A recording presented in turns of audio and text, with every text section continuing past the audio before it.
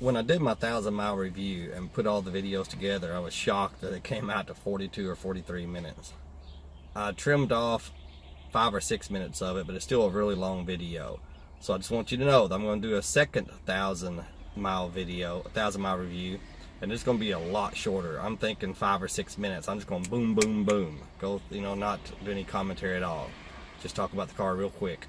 So if you'd rather watch a shorter one, then I'll put a link in the description to that, or just go to YouTube, search for McPhink, M-C-P-H-I-N-K, and you'll see it there. Thanks. Good morning. Today is the day I hit 1,000 miles on my 2015 Chevy Spark EV. When it was delivered to my house on May 8th, it had 29,777 miles.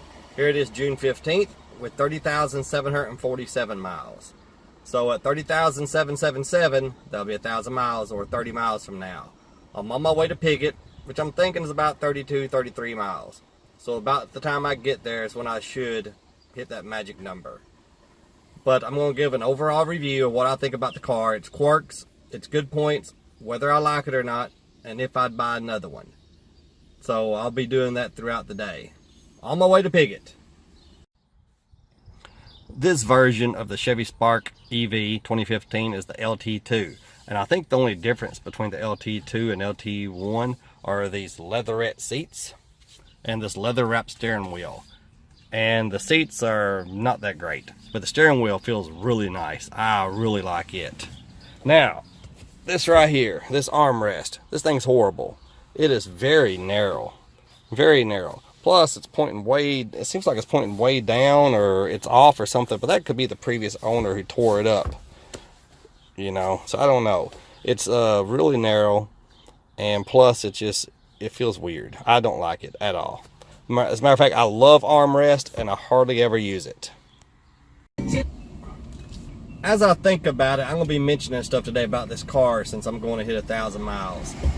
And I was just listening to some music, and reminded me that a lot of the reviews I watched for these Chevy Spark EVs, they talked about how horrible the stereo was. One person said it was atrocious. Another reviewer said this second person evidently reviews cars quite a bit. He said he's never reviewed a stereo as bad as the one in the Chevy Spark EV. And I noticed at Carvana when I got mine on their webpage, it said it had premium sound. But I was still worried. But I'm telling you, at least if you get the one with premium sound, it's not bad. It's extremely average. I'd say if you took every car I've ever owned, from best stereo to the worst, this one would probably be right in the middle. Now, it does have premium sound, and I'm not an audiophile. I'm not the type of person that can really tweak with music and get it sounding its best.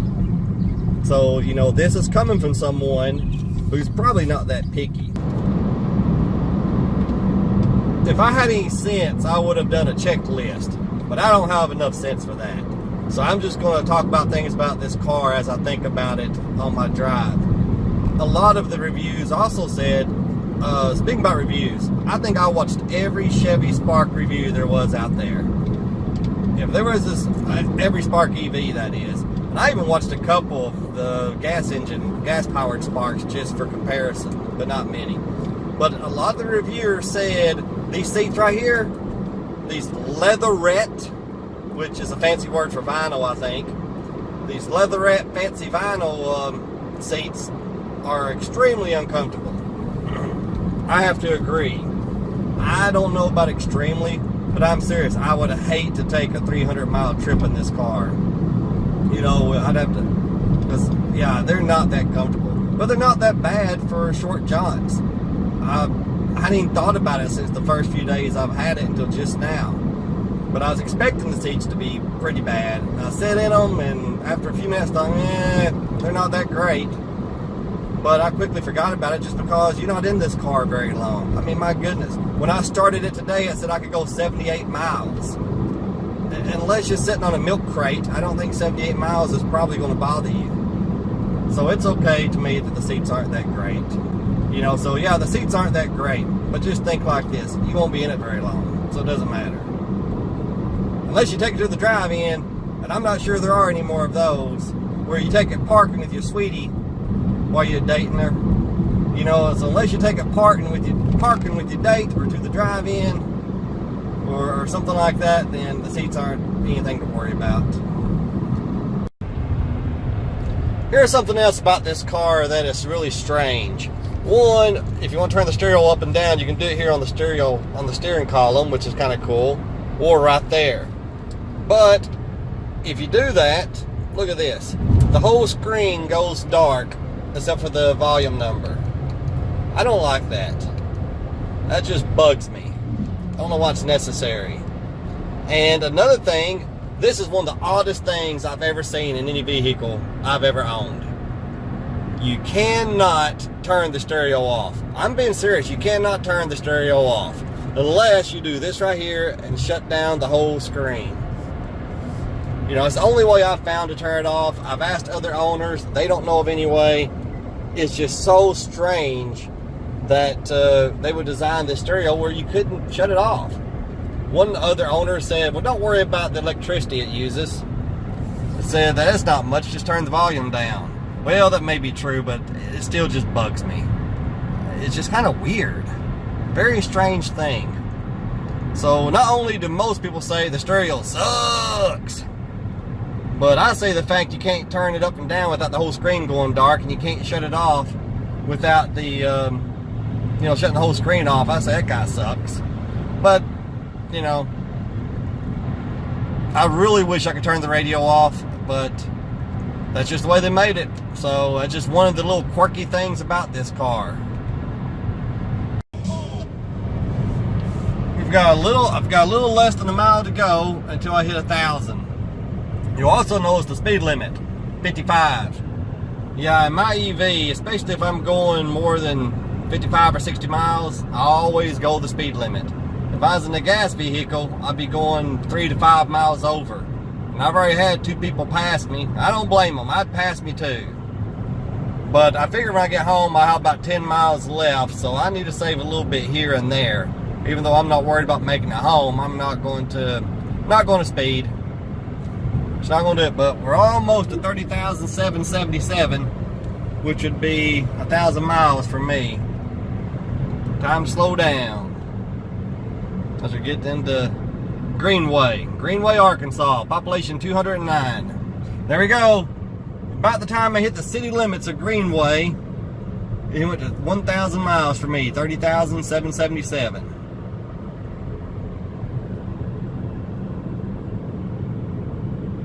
Welcome to Greenway. Here's a couple things I just thought of. The good news is about the Chevy Spark is it comes with heated seats. The bad news is it's only on and off. There is no high, medium, and low. So yeah, heated seats come in almost every electric car. Maybe everyone I've ever seen. That's because they're hoping that will be enough in the winter, because it takes a lot less energy to heat up your seats than it does the actual heater. As a matter of fact, a lot of them come with heated steering wheel, even a lot of the cheaper ones. You know, but this one doesn't have it. I don't know if it's even available on the Spark. I don't think it is. But so that's good and bad. Heated seats, bad. No way to turn it up or down. Just simply on and off. Another thing I do not care about on this car is the lack of hidden storage space. There's no storage space with a lid, or a container. Every storage space in this car, except for the glove box, is open. Right there is where I keep my sunglasses, in the open. Right here, that's in the open. The pockets are in the open. I really like to have a container of some sort, so I can throw junk in it that won't be visible and shut it off. So, I don't really care for that. And I know y'all are thinking, boy, there's a lot of things you don't care about on this car. Well, there's plenty to like too, believe me. Plenty to like. One thing I was really worried about, because we had a 2013 Prius. And the Prius was a nice car, but it had a lot of road noise. This car does not have much road noise. Certainly not as much as the Prius. I thought it would even have more. Matter of fact, one of the people trying to talk me out of getting an EV, because he was looking out for me, he thought I was making a big mistake.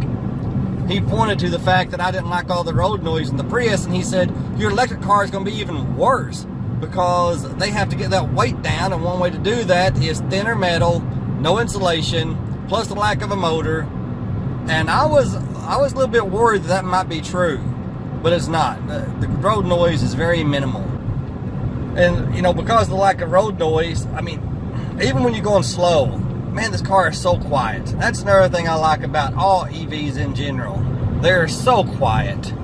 And there's been talk that they may start putting artificial noises in them just to warn pedestrians so people will see them and won't step out off the curve onto the road. As a matter of fact, there may be some that's already doing that. Well, there's some talking about making that a law where they have to make noise. Man, I don't like that. I love the fact it's not quiet. Maybe people should learn to look before they step out on the road. You know, and I know kids can be goofy and kids can do weird stuff. I did it myself. When I was about 9 years old, I was riding a bicycle one day with my friends on a Saturday in Jonesboro. And for some weird reason, I thought, I'm not going to look crossing this street. I thought somehow it made me kind of tough. Well, there was somebody had bought a manufactured home, I guess, a few days before because they were delivering it. And this truck pulling this manufactured home swerved, luckily, and the trailer hit me. And I can't believe it. I didn't have any broken bones or anything. I went to the hospital for a checkup, had some cuts and bruises, but nothing serious. Well, that could have been disastrous just because I was a stupid 8 or 9 year old kid and thinking that, this will make me tough. My friends will see I'm tough enough to get out on the street without looking. Yeah, I was an idiot. That's what I was. That's why we don't let kids make their own decisions, because they're too stupid to make their own decisions. You know? But anyway, yeah, I can see a point. I mean, I was behind some kids who were walking in the street a few weeks ago. And I told my wife, I said, look at those ignorant kids. Why don't they get out of the street? She said, they probably can't hear you. And I thought, good point. Then one of them did turn around and see me, and they jumped out of the way. So I can see the artificial noise thing for kids. Man, I just hate to do that. I hate to do it. People should just look before they cross the road, even goofy kids, you know, and then that'll be that. That's my thoughts on it anyway. Hear how quiet the car is? Roll windows down.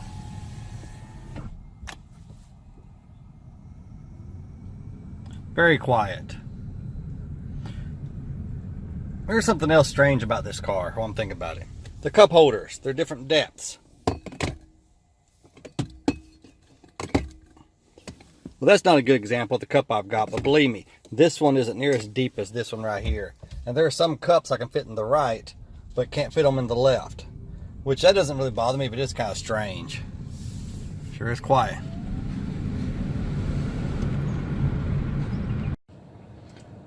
Here's another little quirky thing about this car. There's no AC button.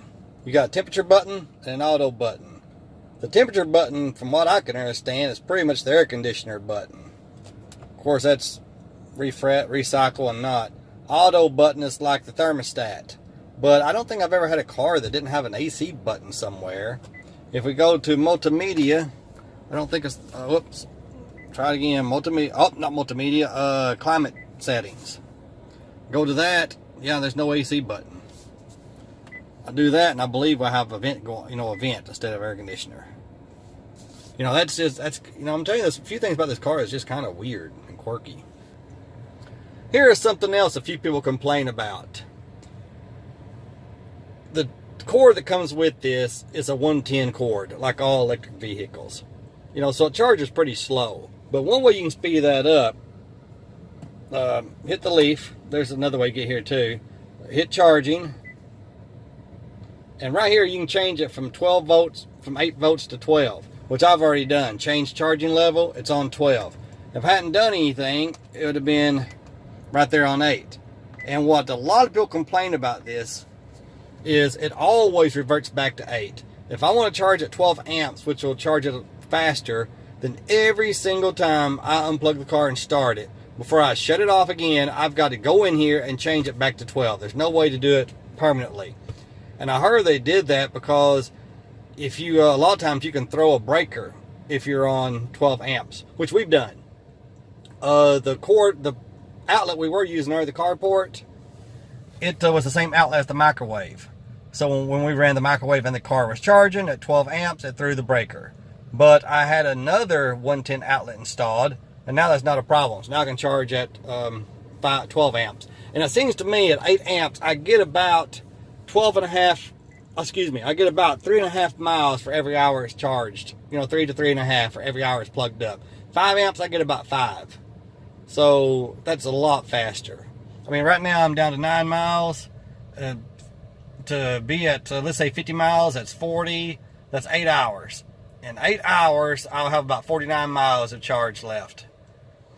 And I'm not going anywhere probably until in the morning, so it'll be fully charged. But most people have to get a lot of people have to get a 220 installed, or is it called a 240? Anyway, kind of like a dryer plug. A lot of people have to get those installed outside because they just charge too slow. For my lifestyle, haven't been a problem yet, and I don't think it will be. So I don't need to spend the money for that. I can spend money elsewhere.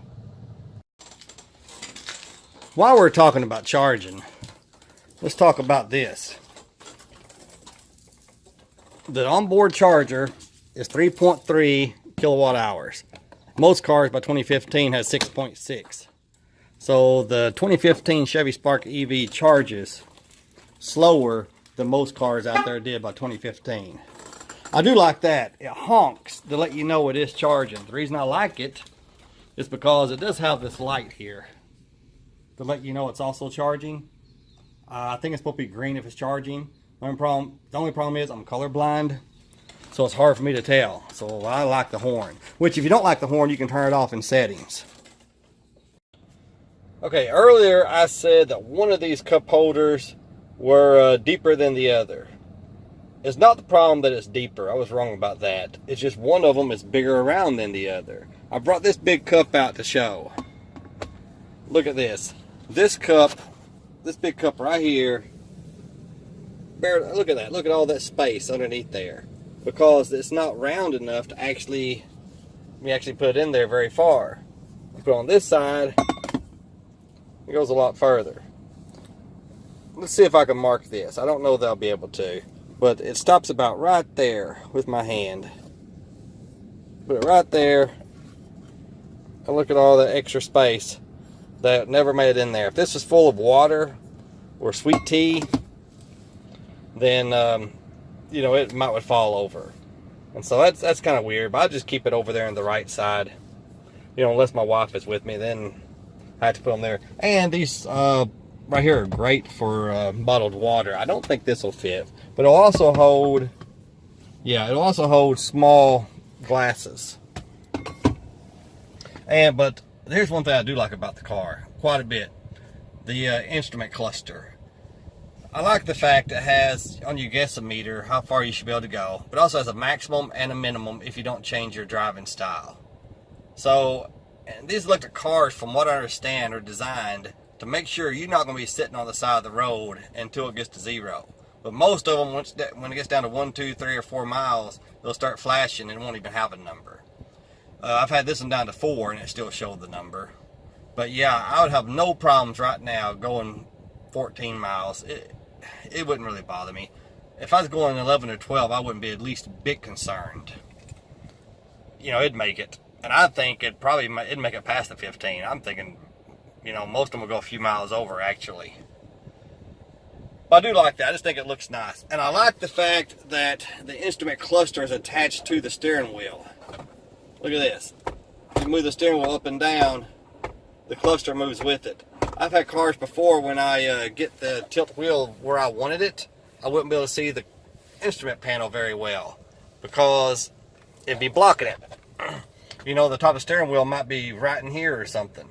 I've had that happen. With this, it looks nice. A lot of people call it the motorcycle style cluster, I guess because it kind of looks like motorcycles where you have the speedometer and RPM. But I do like the instrument cluster, and it looks really nice. And you can change this up, the way it looks. Whoops, I hit the wrong thing. No, I didn't. Okay, yeah, there we go. You can get rid of the minimum and maximum, but I don't know why you would want to. And this green ball here, what that does is it kind of guides you on driving. if I were to speed up real fast, the ball would go up there and change colors. If I brake too fast, it would go down and change colors. The whole point is to leave it as much in the middle as possible. Accelerate slow and speed down and slow down slow to conserve energy. I don't use that myself. And then you can also have that with the minimum and maximum. But I like this. I like it when it shows me how many kilowatt hours I'm burning or gaining. But I also like the minimum maximum. So right there is where I leave it. But yeah, the display on this is one of the nicer ones I've seen watching the videos and whatnot. I really like it. Another reason I chose the Spark EV was because of price. The only place I even looked was Carvana. That's because around here in Northeast Arkansas, you cannot get a new or used electric car. You can get a new one, I guess, if you order it. But no lot anywhere around here has a used electric car. I found a couple in Memphis here and there. That's 100 miles away. But without going to Memphis, you just cannot find one. If you do, it's just pure luck. I was looking on Carvana, a nationwide dealership that has about 12,000 cars. And they'll deliver right to our house. And the Spark EV and the Fiat 500e were the cheapest ones they had. Besides this little, I don't know what it is, maybe a little Mitsubishi thing. It's a really weird looking car that I think only has 50 or 60 miles range, but not even counting that one. The Spark and Fiat 500e were real close in price. Most of them with 30,000 miles, 3 years old, were in the mid-tens. You know, I got mine for $9,500 from there. Mine was about $1,000 cheaper than most, so I grabbed it. But that's one reason I chose a Spark. The Nissan Leaf seemed to, for same year and same mileage, seemed to be about $3,000 to $3,500 more. The Kia Soul, same year, same mileage, 3 years old, 30,000 miles. Those were about $15,000, $16,000. You know, way more, 50% more. But they also had a lot more resale value. Because with Carvana, I would look at the car I was thinking about buying, I'd copy the VIN number, which was on their sales page, and I'd act like I was going to do a trade-in. I'd punch it in to see what they would give me for the trade that they were offering for sale. Kind of like a test to see what I could get for it from them. And the Kia Soul through Carvana had the best buyback value as well. You know, so you pay more, but it's also worth more, I guess. But it's about the same range, maybe 10 miles more. But the bottom line is, one reason I chose the Spark was simply because of price. You know, and it's a nice car. I know I've pointed out all these little quirky things, like you can't turn the stereo off, which just seems weird. The cup holders being different size, which is kind of strange. No hidden compartments. I would love to change all those things. But in the end, they're not, you know, they're just things I just forget about after a while. You know, plus, here's another thing I like about the Spark EV. The last small car I had was a Scion IQ. And that thing is small. And it wasn't a smooth riding car. You definitely knew you were in a compact car. It wasn't horrible, but it wasn't very smooth. For a small car, the Spark EV is really nice. It's not a bad ride. I wonder if the gas-powered car is as smooth as this one. No, it's not like riding in a full-size, you know, car, not like riding in a family sedan, but for a small car, it's pretty smooth. It's not bumpy, and the steering is great. It handles really well. All the things that really matter, the Spark EV delivers on. It handles great, has great acceleration. It's a comfortable ride as far as the ride goes for a small car. The seats are not, but it's not real bumpy or anything. It's pretty smooth, actually. You know, and price. They're cheaper. Now, of course, trading in, you're going to get less, too, than you would for some more expensive ones. Like the BMW i3, that's another expensive one. I can't remember for sure, but I'm thinking they were $17,000 and $18,000 for 3 years old, 30,000 miles. You know, so if you're poor like I am, then if money is an issue, then I would say, you know, get one of the cheaper ones. Fiat 500e, Chevy Spark. But if you have enough money and you just like the way they look, get a Kia Soul. I think they're nice looking cars. You know, and if I had to just, you know, so there you go. That's my take. So there are some bad things about the Chevy Spark, but there's certainly a lot of good things too. A lot of good things. And Would I buy it again? Yes, I would. If this car was stolen tomorrow and insurance company wrote me a check, then I would go buy another one. I'd go buy another one. And nothing else. I wouldn't buy the SO. I wouldn't buy the Fiat 500e. But the only reason I wouldn't buy the Fiat 500e is just because I know now what the Spark will do.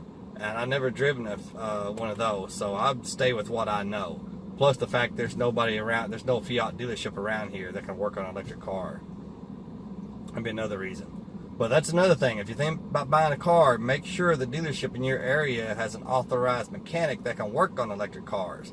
If you buy a, let's say a Nissan Leaf, there's no guarantee that the Nissan dealership can work on it if it tears up. We have Jonesboro down the road, which has 70,000 people.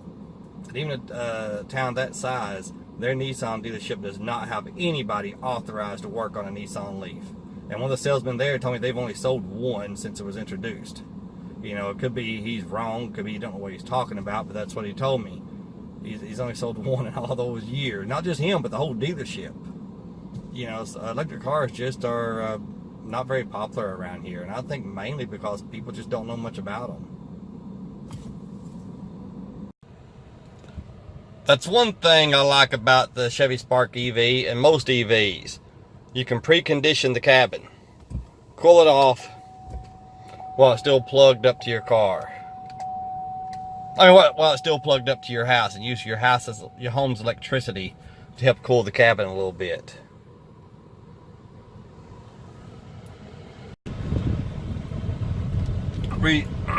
Preconditioning your electric vehicle is very important, especially in these short-range vehicles. You know, if you have a Chevy Bolt or a Tesla which can go 200 or 300 miles in town, then, you know, maybe it's not such a big deal. But if I can use my home's electricity to cool off the cabin before I unplug it, then that's not bad. That's not bad at all. That's a pretty good deal. You can save your battery for actually going down the road and for maintaining the temperature. Because it takes a lot of energy to cool the inside of a car off from 120 degrees, let's say on a hot day, down to 75, 76. It takes a lot of energy. It takes some energy to maintain that 74, 75, 76 degree temperature. It'll take some to maintain it, but not near as much as it takes to actually cool it off.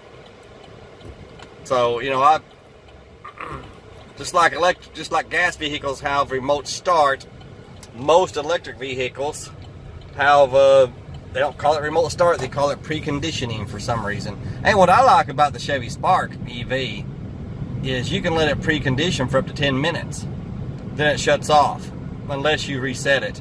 With my last vehicle I had, a 2015 GMC Terrain, after 5 minutes the engine, no, excuse me, okay, let me back up.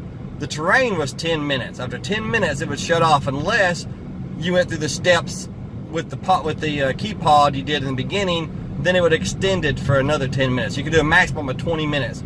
With the Spark EV, it's 20 minutes each time. So you can actually run it for at least 40, I think. I'm going to have to check into that to make sure, because that seems like an awfully long time. But I think so. The Chevy Spark, you can let it precondition for 20 minutes without doing anything. With most gas vehicles, it's 10 minutes, which can be extended once. Just like the Spark EV, it can be extended once up to 40 minutes if I'm right.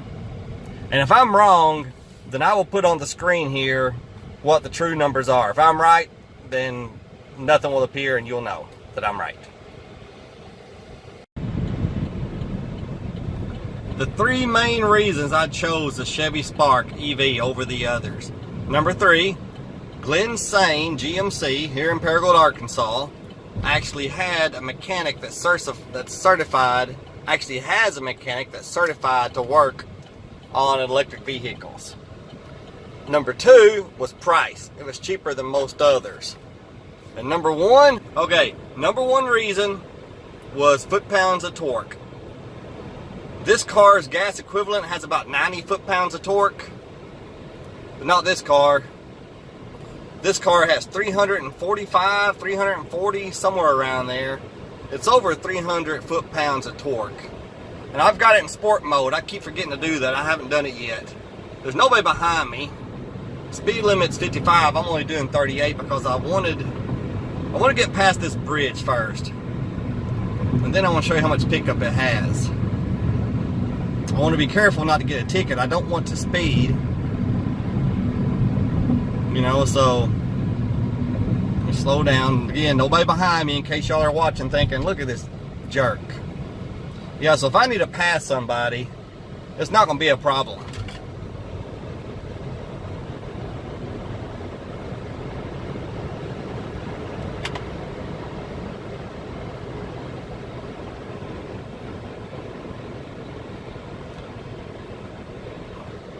Now we got regenerative braking. Let's try this again.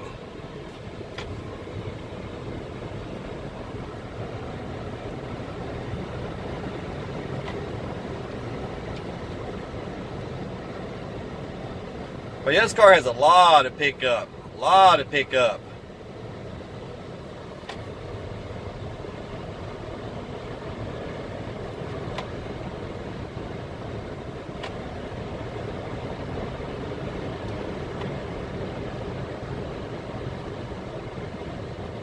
Yeah, it's a lot of fun to drive. I kind of enjoy that. I can't get too slow though because the truck's coming up behind me.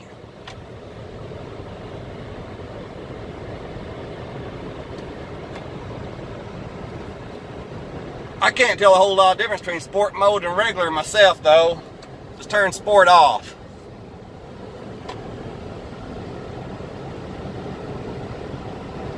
Heck, it seems to me like it goes faster with sport mode off. Surely not. Anyway, that's a big plus to this Spark. But that's the main 3 reasons. I thought I'd throw that in my review. Yeah, I can actually get recall work done if I want to without driving all the way to Memphis. Number 3. Number 2, price. Used, these are very reasonable. Very reasonable. And number 1, it's fast. Very fast.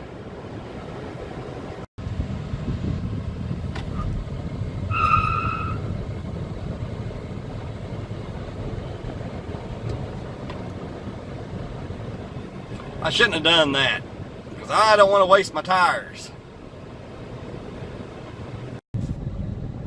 I wanted to show y'all this about the instrument cluster. See these lights right here that go down and up? That shows where you're trending. We're trending down. We're trending bad range. You know, we're trending closer to the 10 than the 14. And that's because I've been driving like a horse's ass. You know, squalling tires and stuff. But even if you, if we were to start driving normal now, if I were to start driving normal in town, those lights would quickly start going up to the top. And then if I got on the highway, and instead of going 35, start going 65, then they'd start trending down again. So those lights kind of tell you which way you're starting to go, good or bad. Right now we're in the bad. Bad.